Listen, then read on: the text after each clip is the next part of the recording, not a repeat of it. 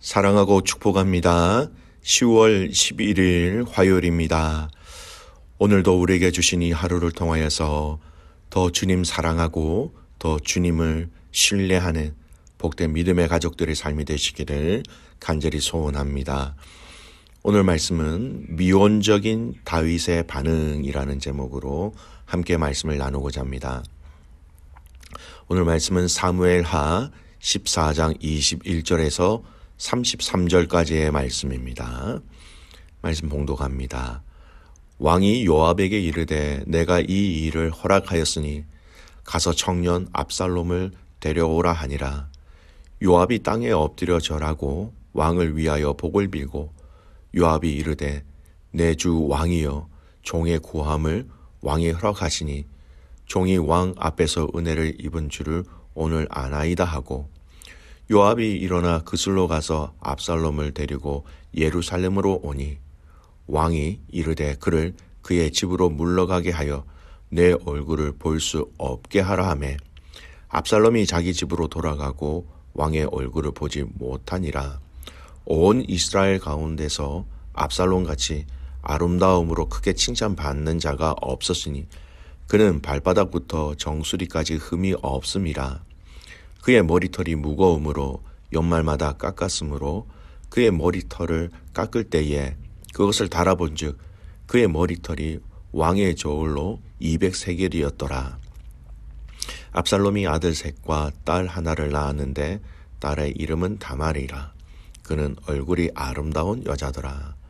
압살롬이 이때 동안 예루살렘에 있으되 왕의 얼굴을 보지 못하였으므로 압살롬이 요압을 왕께 보내려 하여 압살롬이 요압에게 사람을 보내 부르되 그에게 오지 아니하고 또다시 그에게 보내되 오지 아니하는지라.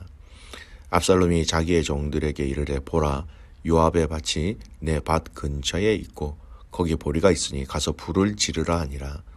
압살롬의 종들이 그 밭에 불을 질렀더니 요압이 일어나 압살롬의 집으로 가서 그에게 이르되 어찌하여 네 종들이 내 밭에 불을 질렀느냐 하니 압살롬이 요압에게 대답하되 내가 일찍이 사람을 내게 보내 너를 이리로 오라고 청한 것은 내가 너를 왕께 보내 아뢰게 하기를 어찌하여 내가 그술에서 돌아오게 되었나이까. 이때까지 거기에 있는 것이 내게 나았으리라 하려 함이로라. 이제는 네가 나로 하여금 왕의 얼굴을 볼 수 있게 하라. 내가 만일 죄가 있으면 왕이 나를 죽이시는 것이 옳으니라 하는지라. 요압이 왕께 나아가서 그에게 아뢰매 왕이 압살롬을 부르니 그가 왕께 나아가 그 앞에서 얼굴을 땅에 대어 그에게 절하매 왕이 압살롬과 입을 맞추니라. 아멘. 오늘 말씀의 제목은 미온적인 다윗의 반응이라는 제목입니다. 여러분, 압살롬은 자신의 누이 다말을 무력으로 동침하고 버린 암논을 죽여버렸습니다. 그로 인하여서 그는 도망하게 되었지요. 그술 땅에서 3년 동안 도망자의 삶을 살아갔던 것이지요. 그리고 이런 상황 속에서 요압은 드고아의 여인을 통해서 꾀를 내어서 압살롬이 다시 예루살렘으로 돌아올 수 있도록 다윗의 허락을 받게 됩니다. 오늘 말씀은 그렇게 돌아온 이후에 계속해서 진행되어지는 내용의 말씀이죠. 압살롬이 3년 만에 그술 땅에서 돌아왔습니다. 그런데 중요한 것은 다윗은 압살롬을 보지 않았다라는 것입니다. 그리고 그 기간이 2년이나 더 지나서 토탈 5년이라는 시간 동안 압살롬을 보지 않았다라는 것이죠. 압살롬에 대한 다윗의 마음을 잘 알 수 있는 구절이 있습니다. 24절 말씀에 보면 이렇습니다. 왕이 이르되 그래 그의 집으로 물러가게 하여 내 얼굴을 볼 수 없게 하라 하매 압살롬이 자기 집으로 돌아가고 왕의 얼굴을 보지 못하니라. 돌아오게는 하였지만 보기 싫다라는 것이었죠. 마음이 불편하였다라는 것입니다. 요압이 꾸민 꾀에 의해서 어쩔 수 없이 돌아오게 하였다라는 것이지만 그를 흔쾌히 받아들일 수는 없었다라는 것이죠. 여러분, 그렇다면 왜 다윗은 압살롬을 이렇게 귀환시켜 놓고도 얼굴을 대하며 얼굴을 보며 그렇게 만남을 하지 않았던 것일까요? 첫째는요, 백성들에게 압살롬의 증거를 도저히 용서할 수 없음을 나타내기 위해서 그것을 보이기 위함이었다라고 볼 수 있습니다. 이런 말이죠. 어쨌든 그는 사람을 죽인 자였습니다. 다윗이 압살롬을 아무 일 없듯이 그를 용서해주는 모습을 보여주었을 때에 사실 백성들에게는 명분이 없게 되는 것이죠. 왕은 왜 살인자를 살려주느냐?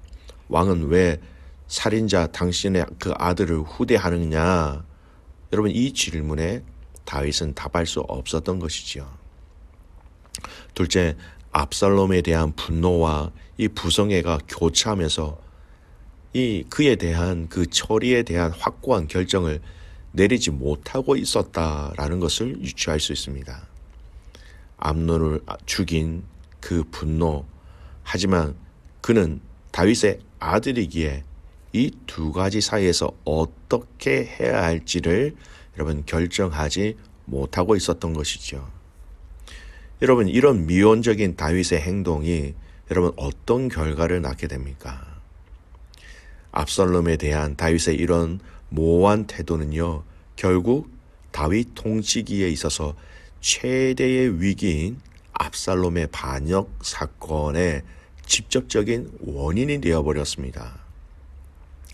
여러분, 다윗이 그러면 어떻게 했어야 할까요? 크게 두 가지를 했어야 했습니다. 다윗은 자신의 그 아들 압살롬에 대해서 이 두 가지의 역할이 빠졌기 때문에, 그것을 결단하지 못하였기 때문에 그는 더 큰 화를 당하게 되었던 것입니다. 첫 번째가 무엇입니까? 다윗은 먼저 압살롬을 불러서 그의 잘못을 조목조목 지적하고 이를 철저하게 회개하게 했어야 했다라는 것이죠. 그렇게 했어야 됨에도 불구하고 이러한 행동을 취하지 않음으로 인하여서 다윗은 이 압살롬의 죄에 대해서 그냥 묵과해버린 것입니다. 여러분, 자세히 보십시오. 그 어떤 누구도 암몬을 죽인 죄에 대해서 압살롬에게 묻는 사람이 아무도 없었다라는 것입니다. 다른 사람이 없었다면 누가 했어야 할까요?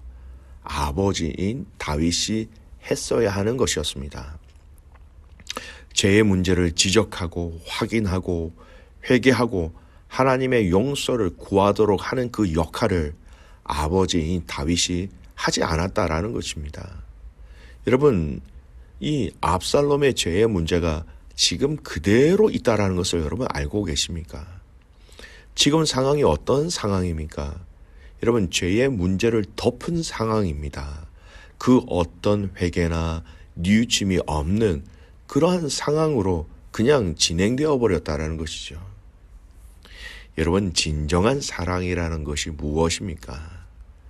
다윗이 아버지로서 아들 압살롬에게 죽어야 하는 가장 중요하고 가장 크고 가장 진정한 사랑이 무엇입니까? 다른 것 아니죠. 그것은 가장 중요한 하나님 앞에서의 이 죄의 문제를 해결할 수 있도록, 하나님의 그 용서하심을 받을 수 있도록 아버지 다윗은 압살롬에게 그것을 이야기하고 그렇게 할 수 있도록 도와주는 것이 가장 큰 사랑이었다라는 것입니다. 아버지로서 가장 먼저 했어야 하는 일이 바로 이 일이었습니다. 여러분, 성경에도 비슷한 경우가 또 있어요. 사무엘상 2장 22절에서 24절 말씀 제가 읽어드릴게요. 엘리가 매우 늙었더니 그의 아들들이 온 이스라엘에게 행한 모든 일과 회막문에서 수종들은 여인들과 동침하였음을 듣고 그들에게 이르되 너희가 어찌하여 이런 일을 하느냐? 내가 너희의 악행을 이 모든 백성들에게서 듣노라. 내 아들들아, 그리하지 말라.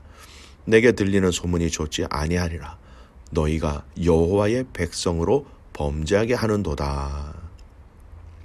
엘리 제사장 또 엘리 제사장의 두 아들들의 이 죄악의 내용들을 보십시오. 엘리의 제사장 아들들이요, 회막문에서 수종드는 여인들과 동침하였습니다. 여러분, 복수로 되어 있습니다. 한 번이 아니었다라는 것이죠. 이들에 대한 죄악에 대해서 엘리는 어떻게 이야기하고 있습니까? 죄에 대한 지적을 하긴 합니다. 형태적으로, 의미적으로 이러한 죄를 짓지 말라라고 분명히 얘기합니다. 그런데 여러분, 굉장히 미온적인 태도를 취하고 있다는 것을 알고 있습니까? 너희들이 지은 이 죄가 얼마나 큰 죄인지 아느냐? 하나님 앞에서 철저하게 회개해야 할 것이다. 아니면 너희가 큰 화를 당하리라. 엘리 제사장은 아들들에게 이렇게 이야기했어야 합니다. 그러나 오늘 다윗처럼 엘리 제사장도 그냥 구렁이에 담 넘어가듯이 그 죄에 대한 언급 말고는 더 이상 아무 이야기를 하지 않았다라는 것입니다. 사랑하는 귀한 믿음의 가족 여러분, 나 자신보다 사랑하는 우리의 자녀들을 놓고 하나님은 우리에게 말씀하실 때가 많아요. 사랑하는 자녀들의 문제를 놓고 하나님은 당신의 자녀들을 당신의 저울질에 올려서 테스트 하실 때가 참 많다라는 것입니다. 전심으로 우리가 하나님을 경외하며 사랑하며 의지하는 것이 우리의 자녀들을 대하고 우리의 자녀들을 양육하는 그 과정 속에서 여러분 묻어나기를 주님의 이름으로 축복합니다. 이것이 우리 자녀들을 위한 가장 큰 축복의 길이라는 것을 우리는 기억해야 할 것입니다. 두 번째 다윗이 했어야 할 반응이 있습니다. 다윗은요, 압살롬을 진정으로 사랑함으로 그를 포용했어야 한다라는 것입니다. 그러나 다윗은 5년이라는 긴 시간 동안 압살롬을 대면하지 아니함으로 압살롬의 반발심만 불러일으켰지요. 그리고 이러한 조치의 결과가 급기야 다윗 왕조의 최대의 위기이며 불행한 사건이라고 할 수 있는 압살롬의 반역의 반란의 사건이 발생하게 됩니다. 우리가 묵상하고 있는 이 사무엘하 15장 말씀에 그 반란이 나오고요. 또 이 반란으로 인하여서 사무엘하 18장 말씀에 보면 다윗은 압살롬 또한 잃게 되는 불행을 경험하게 됩니다. 하나님 앞에서 용서를 구하게 하는 역할을 하게 한 다음에 또 필요한 것이 바로 사랑이라는 것입니다. 그를 충분히 사랑하고 그를 충분히 위로하고 그를 충분히 용서해주고 그가 하나님 앞에 회개한 것으로 인하여서 그를 일으켜 세워줘야 한다는 것입니다. 그리고 하나님 앞에서 용서를 구할 수 있도록 하는 방법과 사랑으로 격려하는 것이 같이 가야 하는 것이죠. 그래서 그 용서의 감격과 기쁨을 하나님께서 주시는 것도 맛보는 것뿐만 아니라 사랑하는 가족을 통하여서 우리는 용서의 감격과 또 기쁨을 전달할 수 있어야 하는 것이지요. 여러분, 우리의 가정 식구들 가운데 아직 여러분이 용서하지 못하고 있는 식구들이 있다면 여러분 그들을 진심으로 용서할 수 있는, 그들을 진정으로 사랑으로 품을 수 있는 성도들이 되시기를 간절히 소원합니다. 그래서 그 용서와 사랑의 대상이 점점 넓어지시기를 소원합니다. 그래서 여러분의 인생 가운데 남들과의 그 원수진 일들이 없기를 소원합니다. 남들과의 그 관계 속에서 용서와 그 은혜를 통하여서 여러분의 인생의 모든 관계 속에서 하나님의 위로와 하나님의 사랑과 하나님의 은총이 넘쳐나기를 소원합니다. 오늘 이 말씀을 통하여서 여러분 우리가 하나님 앞에서 어떻게 살아가야 하는가 말씀을 통하여 분명히 살펴보았습니다. 하나님, 오늘 모든 우리의 신념들 가운데 하나님의 그 사랑이 우리 안에 넘쳐날 수 있도록 그 사랑으로 용서하며 그 사랑으로 권면하며 때로는 그 사랑으로 우리에게 허락하신 자녀들에게 이 사랑을 정확하게 줄 수 있도록 때로는 그 사랑의 채찍질을 들 수 있는 저희들이 되어야 하는 것이죠. 이 마음과 이 사랑으로 뜨겁게 주님을 사랑하고 우리에게 맡겨주신 자녀들을 사랑하는 저와 여러분이 되시기를 주님의 이름으로 축복합니다. 아멘. 기도하겠습니다. 하나님, 오늘 우리의 신앙생활을 하는 이 과정 속에 하나님, 우리의 미온적인 삶의 형태들이 없게 하여 주십시오. 반드시 하나님 앞에 해야 할 것들을 할 수 있는, 흐지부지 우리의 죄를 그냥 덮고 넘어가는 일이 없도록 하나님 분명하게 성령 하나님께서 우리에게 가르쳐 주시기를 간절히 소원합니다. 하나님, 나 자신에게 또 우리 자녀들에게 하나님 철저하게 이 죄에 대한 문제를 간과하지 않게 하여 주시고 끝까지 하나님 앞에서 정직하게 하나라도 빠짐없이 다 내어 보여드릴 수 있는 우리의 삶 되게 하옵소서. 하나님, 우리의 자녀들을 향한 우리의 양육도 또한 이러한 방법, 또 이러한 사랑으로 우리의 자녀들을 아름답게 건강하게 거룩하게 잘 양육할 수 있도록 우리에게 먼저 이런 지혜와 은혜를 더하여 주시옵소서. 하나님, 오늘은 사랑하는 선교사님들을 위해서 기도하는 날입니다. 우리 라오스에 계시는 백선교사님 귀한 그 가정을 하나님께서 붙잡아 주시고 또 베트남에 있는 방아치아 선교사님 그 가정도 하나님께서 모든 필요를 채워주셔서 그들의 사역과 그들의 헌신과 그들의 기도 가운데 성령의 열매가 또한 생명이 구원되어지는 역사가 일어나게 하여 주시옵소서. 하나님, 이번 한 주 이제 살아가는 우리 12학년 아이들 HSC 시험을 시작하게 됩니다.